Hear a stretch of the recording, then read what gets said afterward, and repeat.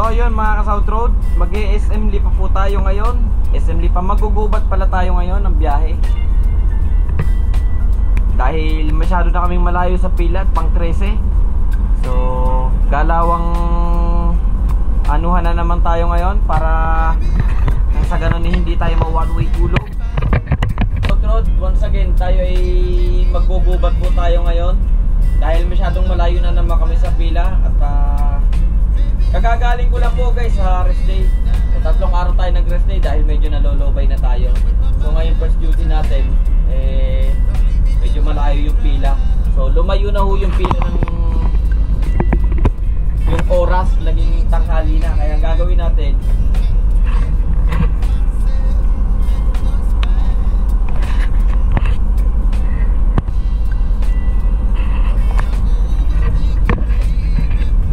namin ng conductor ko na pagkasunduan namin na kami ay maggugubat na lang.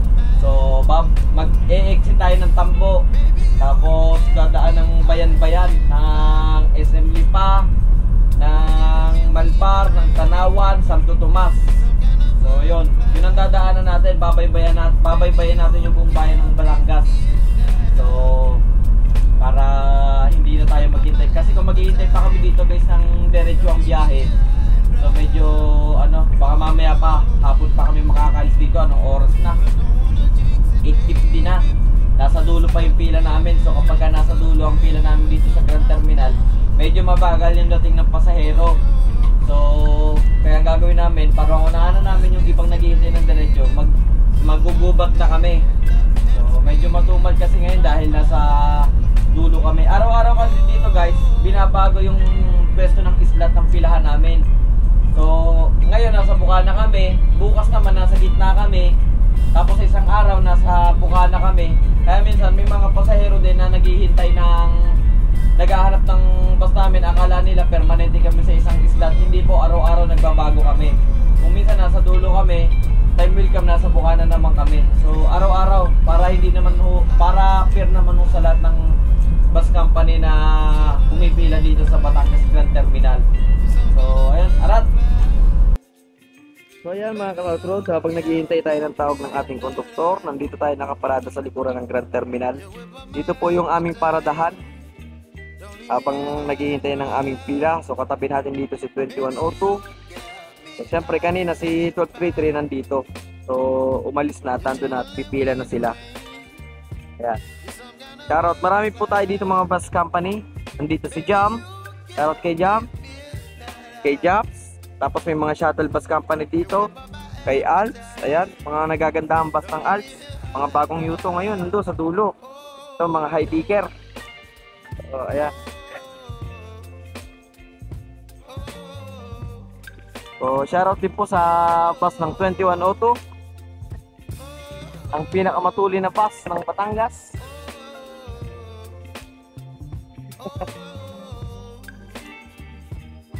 So ayan guys, habang tayo ay naka-rest day, pagbalik natin ngayon back to duty na tayo, inikutan natin si 517 kasi baka mamaya medyo nagkaroon ng tama o ng kaunting gas-gas, baka mamaya sa atin ma-voucher. So kaya iniikutan ko yan.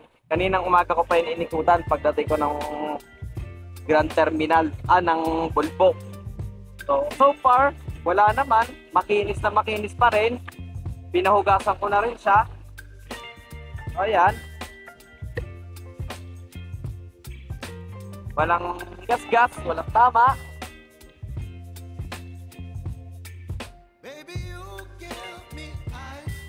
Okay. Sa mga nangangamusta po kay 517, ito pa rin.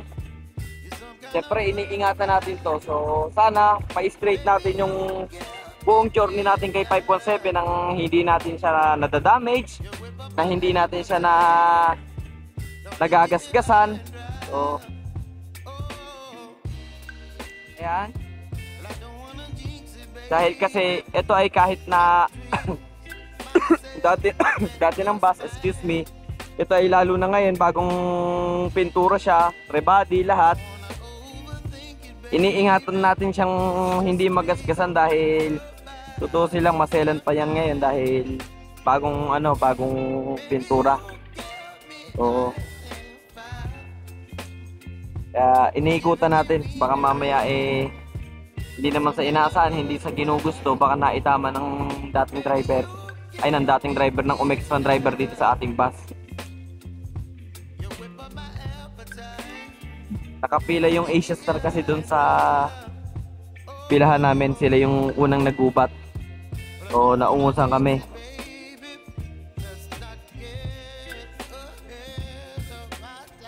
Ay.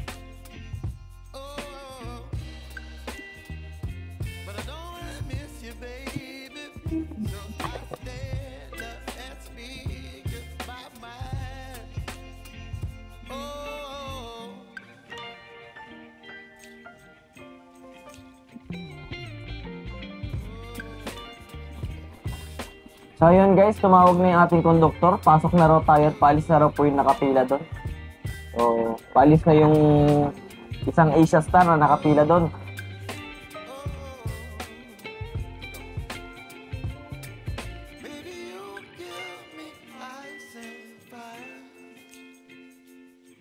Umpisa na naman ang bakbakan. Galing kasi tayo ng rest day mga ka-South Road. 3 days tayo nag-rest day. Kaya medyo kondisyon ng ating katawan. So, nangangailangan din kasi ng pahinga ng ating katawan. Huwag naman biyahe ng biyahe. Kailangan magpahinga ka din. Magkaroon ka rin ng time para sa pahinga mo, para sa pamilya mo. So, nag-spend tayo ng konting oras para sa pamilya.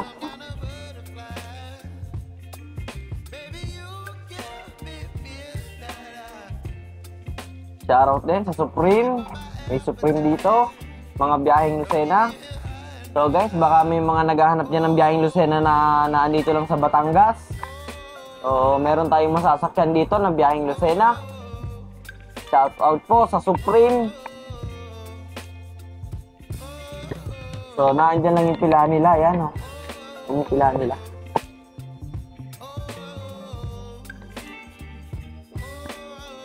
Nakalis na yung Asia Star.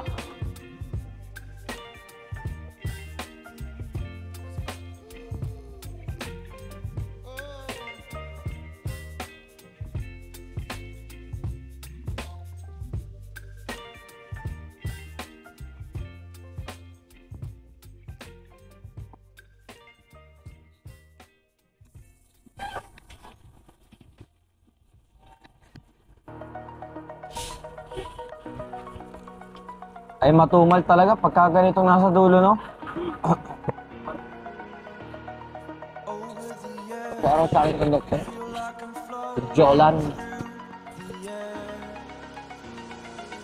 Siyempre magbuhay tayo ng mga ilaw dito sa loob.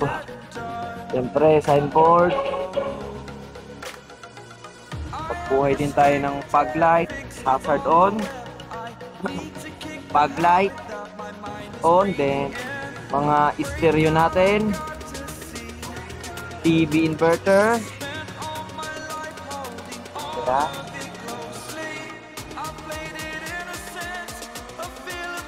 And syempre waiting na lang tayo sa mga pasaherong sasakay.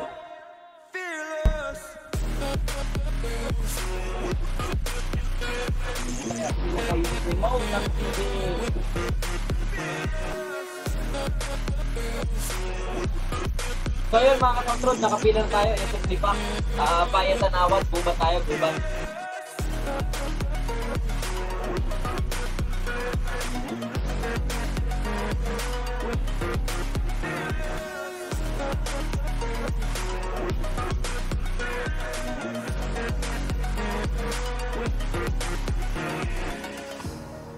Burning the bridge that keeps us. I'm here and I'm feeling exaggerated, that's what you miss. The story's over now, I must conclude. I am conflicted, watching where I step still, hanging in the balance. Not the life I want to live, I want to take it. Standing tall, fear I weighed the person you are. O yan mga ka-control, katabi natin si Perez. Dito na tayo sa pilahan. One shoutout sa aming dispatcher. Magandang lalaki. Ay, against the light. Oh, yan ang aming dispatcher. Yan. Nagmo-monitor ng mga bus na i-dispatch niya. Yan.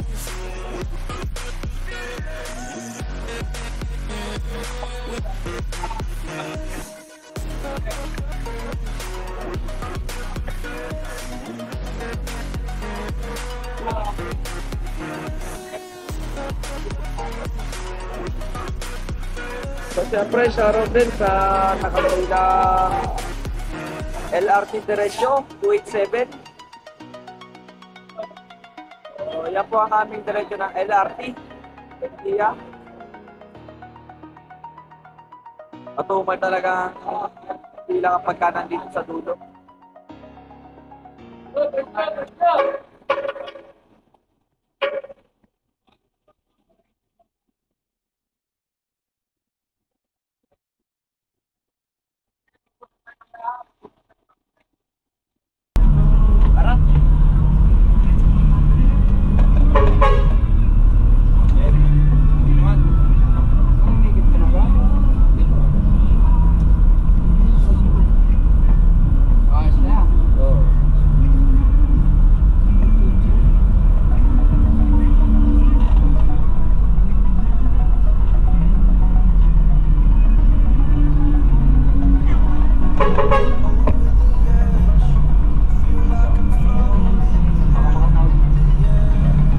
Ikot ko na?